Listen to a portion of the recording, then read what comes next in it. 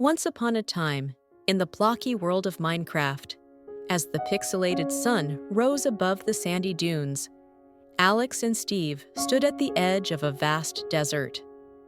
The sand biome stretched out endlessly, and the hot air shimmered, making the sand ripple like a golden sea. "Look over there, Steve!" Alex shouted, pointing to a faint silhouette on the horizon. "It looks like a pyramid-shaped structure." Steve narrowed his eyes and studied the shape in the distance. "Maybe a desert temple," he said quietly, putting on his iron helmet, which gleamed in the sunlight. "But something tells me this is going to be different." They set off on their journey, this time riding camels they had tamed using saddles and a few cactus cookies crafted from the cactus fruit mod pack. The camels walked calmly across the warm sand, their hooves sinking into the dunes and leaving patterned tracks behind them. Alex held the reins tightly, while Steve kept a watchful eye on their surroundings. Along the way, they passed dried, lifeless bushes that cast strange shadows on the ground.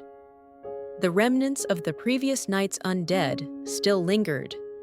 One lonely husk wandered slowly, dazed, before disappearing into the sand. The silence was broken only by the soft crunch of footsteps and a distant owl, lost far from its usual forest home.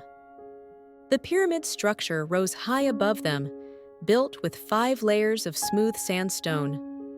Its walls were decorated with item frames shaped like hieroglyphs, symbols of the sun, water, and life. It looked ancient but untouched, as if waiting for someone to discover its secrets. The desert around it seemed to hold its breath.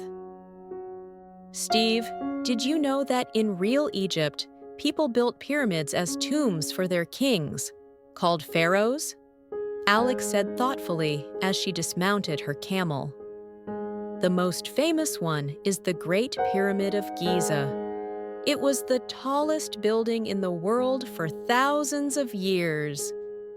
Steve turned to her. "How did they build it? They didn't have machines." "No modern machines at all," said Alex with excitement. "They used sand ramps and limestone blocks, all built by hand. Maybe one day we could try building our own version in survival mode." Inside the pyramid, a narrow hallway led down into darkness.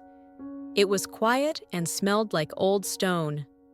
The path led past a trapdoor, and just behind a sandstone door, they spotted a hidden pressure plate. "Watch out, Steve," Alex quickly warned. "This is a classic desert trap, TNT hidden under the plate." Steve froze for a moment. Together, they carefully started removing the sandstone blocks around it, one by one. After some time, they uncovered the TNT and safely disarmed the trap. The pressure plate vanished into their inventory.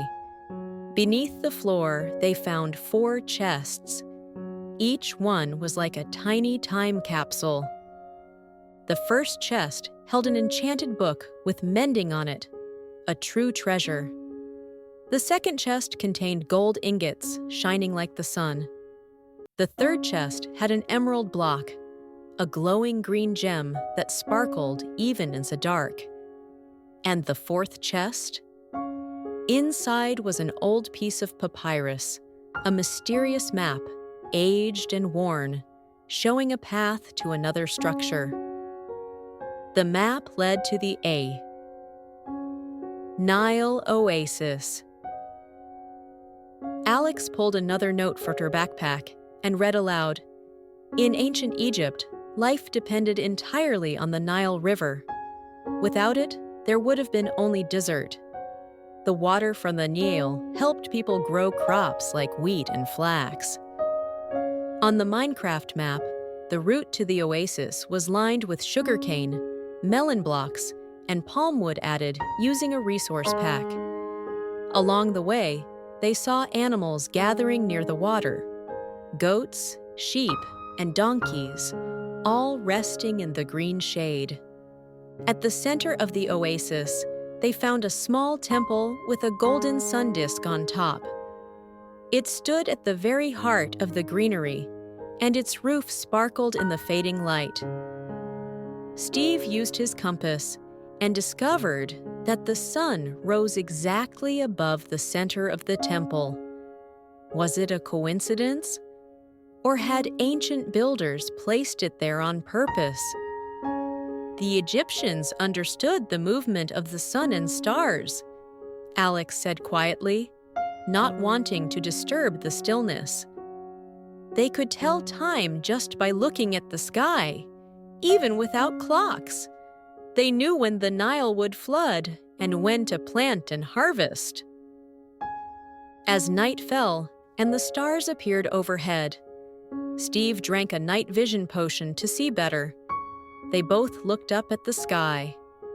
Steve pointed to a star formation shaped like the letter Z.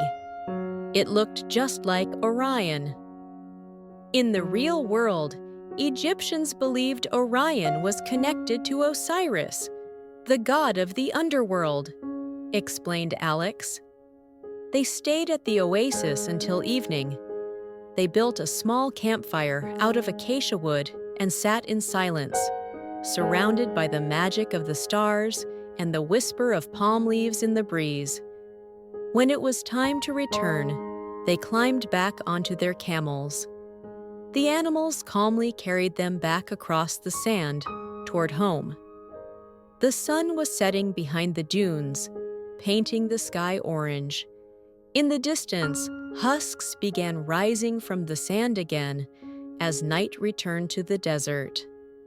Today, with Alex and Steve, we learned what pyramids are and why they were built, that the Nile was the most important river in Egypt, how Egyptians used the sun and stars to measure time, and that even in Minecraft, we have to watch out for traps in desert temples.